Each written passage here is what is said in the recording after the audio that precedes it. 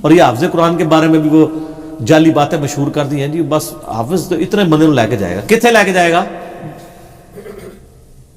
حافظ پہلے آپ تے جائے نا، ہاں اور خود بھی جنم میں جائے تو کسی اور بھی لائے جائے، اگر وہ عمل نہیں کرے گا۔ اس حدیث میں کیا ابو داؤد میں اور حاکم میں موجود ہے، جس نے قرآن کے حلال کو حلال جانا، حرام کو حرام جانا، قرآن کے مطابق عمل کیا، ایسے شخص کے ماں باپ کو ایسا تاج پہنایا جائے گا جس کے سامنے سورج کی روشنی مان پڑ جائے۔ وہ حافظ قرآن او اے جائے تو منو بھی دسیو کوئی۔ بالکل صحیح۔ حافظ جو الٹے کام کرتے ہیں وہ تو شیطان نے ریٹائرمنٹ لے لی ان کی وجہ سے۔ آپ دیکھیں مدرسے میں جو کچھ کرتے ہیں سر وہ تو ہم نہیں بتاتے، وہ تو پتہ ہے سب کو۔ مدرسے سے باہر نکل کے جو گول کھلاتے ہیں، آپ دیکھ لیں جتنا بھی ادم مچایا ہوا ہے نا یعنی دنیا کے اندر، وہ زیادہ تر حافظ ہی ہیں۔ آپ کہیں گے حافظ قرآن بھی ہے جی، اور اچھا وہ نام کی ہوتے ہیں، آپ ان سے قرآن سنیں تو قرآن کو نہیں آتا ہوتا۔ حافظ قرآن کو سب سے بڑی بات ہے کہ جتنے حافظ قرآن ہیں کہ ان کو ترجمہ آتا ہے قرآن کا؟ نہیں آتا۔ تو پھر کس چیز کی کر رہے ہیں یہ؟ الفاظ بھی 90% کو نہیں آتے، الفاظ بھی غلط پڑھ رہے ہوتے ہیں۔ بالکل صحیح کہہ رہے ہیں۔ تجویز سے اگر سکھا بھی دیا ہے، آپ چیک کر لیں اس دفعہ جتنے تراویح میں قرآن پڑھ کے نکلے ہیں یا اگلی رمضان میں، ان سے ذرا پوچھیں قرآن کا مطلب کیا ہے، کیا آپ نے پڑھا آج؟ وہ تو ان کو تو یہ پتہ ہی نہیں چلتا کہ ہم نے کس وقت قیام کرنا ہے، کس وقت رکوع کرنا ہے، آدھی آیات چھوڑ دیتے ہیں۔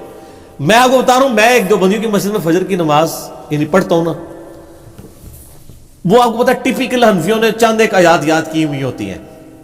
آپ اگر ایک ہفتہ ایک مسجد میں نماز پڑھیں نا، اگلے ہفتے وہی آیات ریپیٹ ہوں گے، کوئی بیچ میں سے نہیں پڑھتے۔ یہاں پہ ایک آئے ابھی امام صاحب ایک اہل حدیث مسجد میں، پورے سال میں قرآن مکمل کرتے ہیں، یعنی ڈیفرنٹ آیات لے کے چلتے ہیں۔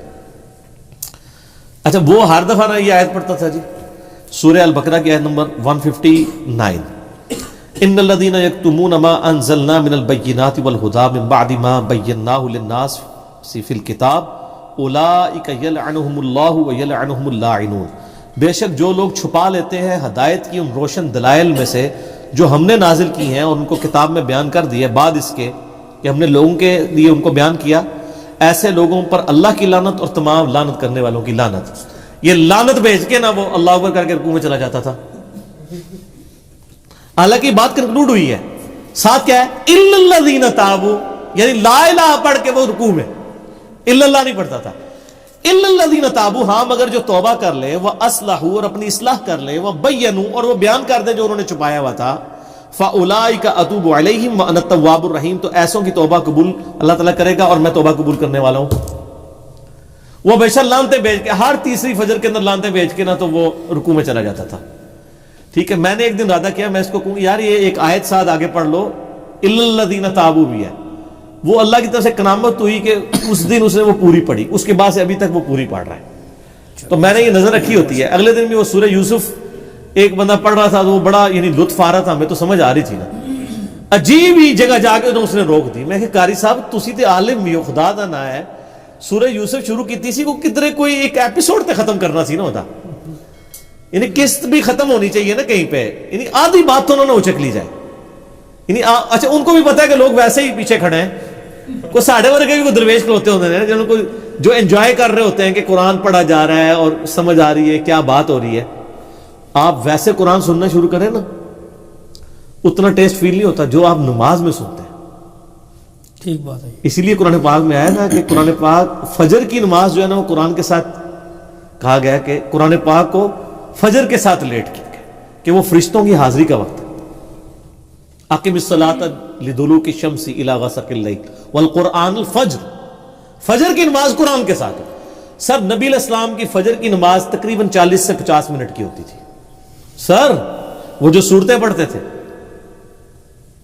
تو پھر ظاہر پیچھے جب صحابہ سنتے تھے ان میں بجلی بھری گئی ہے نا، پھر انہی کی زبان ان کو سمجھ آ رہی ہے۔ یہ تو آپ نے صرف ایک جملے ہی بولے ہوئے نا جی، جب میری خواہش ہوتی ہے کہ میں اللہ سے باتیں کروں تو میں نماز پڑھ لیتا ہوں، جب یہ خواہش ہوتی ہے کہ اللہ مجھ سے باتیں کرے تو میں قرآن پڑھ لیتا ہوں۔ اللہ نے کتوں تہاڈے نال گلاں کرنی تسی پڑھ بھی لو، تانوں پتہ ہی نہیں کیویں گلاں کردا ہے، وہ گلاں کر رہا ہے، وہ انج ہی ہے گل تہاڈے نال کہ اسے کوئی باہر سے بندہ کوئی فرینچ آ جائے اور فرینچ کے اندر بولنا شروع کر دے، بھاویں تانوں گالاں بھی کڈے نا تانوں پتہ نہیں لگنی انہیں کیا کیا ہے۔ اسی لیے وہ عربی تو گالیاں بھی نکالیں تو میرا پاکستانی کو تو نہیں پتہ چلے گا۔ بالکل صحیح، وہ لطیفہ بنیا نا، جو بھی کہندے سا کوئی قرآن ہی پڑھدا سی، साढ़े ही पता लगता है कुरान। मैं आपको बताऊं, हमारे यहाँ पे एक मस्जिद में ना एक कारी साहब ने अपना एक स्टूडेंट ना, नई नई मस्जिद बनी वहां पे, वो स्टूडेंट छोड़ दिया ना उन्होंने कुरान पढ़ाने के लिए। अब वो सारे लोग खुश हैं कि जी वो कुरान पढ़ा जा रहा है, पहले सूरतों में होता था। सर उसने 15 रोजे एक सूरत में टपाए हैं, कभी इधर से शुरू की कभी उधर से, उसको कुरान आता ही नहीं था। वो तो उसका उस्ताद जब पहुंचा ना, उसने कहा यार ये तू हाले तक किसी सूरत तक है। वो पता चला जनाब वो पढ़ ही रहा सी, कदे अग्गू कदे पिछू कदे अग्गू। ये बड़े बड़े बीच में डाच कर जाते हैं, अक्सर तो सामे नहीं खड़े किए होते पीछे, और सामों पे भी नाराज होते हैं कि गलती नहीं निकालनी। अब तो जरा मॉडर्न दौर आ गया ना कि एयर फ्लाइट मोड में लगा के लोगों ने वो स्मार्टफोन पीछे उठाए हुए हैं, इसलिए बड़ी मुसीबत बन गई अब इनके लिए। ऐसे ही है, हाँ बिल्कुल ऐसे ही। अब नहीं ये उस तरह कर सकते, या अगर फिर को बिल्कुल बोले लोग हैं वो कर भी जाएं तो वो बताएंगे नहीं कि सर ये क्या किया, बीच में से छोड़ दिए। तो अब थोड़ा ट्रेंड सेट हुआ है कि लोग कुरान जहाँ पे सही पढ़ा जाता है वहीं पे जाके यानी तिलावत सुनते हैं। तो कुरान बहुत ज़्यादा पढ़ी जाने वाली किताब है, काश ये समझ के पढ़ी जाए तो चेंज आ जाए। सूरह कमर की जो आयत हैं, वलक़द यस्सरनल कुरान, वलक़द यस्सरनल कुरान लिज़्ज़िक्र फ़हल मिन मुद्दकिर। उसके बाद सूरह मोहम्मद की 24 नंबर आयत जो है उसमें भी यही है बिल्कुल, कि कुरान को क्यों नहीं पढ़ते, क्या तुम्हारे दिलों में ताले लगे। सर ये तो इस पे तो घंटों बोला जा सकता है।